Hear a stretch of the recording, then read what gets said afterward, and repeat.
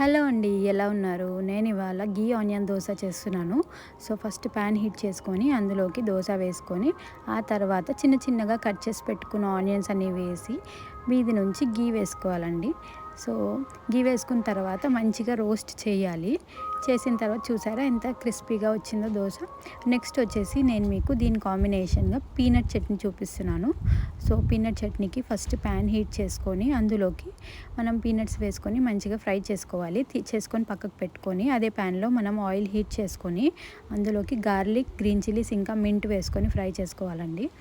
ఇవి కొంచెం ఫ్రై అయిన తర్వాత మనం పొట్టు తీసి పెట్టుకున్న పీనట్స్ని అందులో వేసేసేయాలండి. వేసేసి అందులోకి కొన్ని పుట్నాలు వేసి సాల్ట్ వేసుకొని మంచిగా గ్రైండ్ చేసుకోవాలి.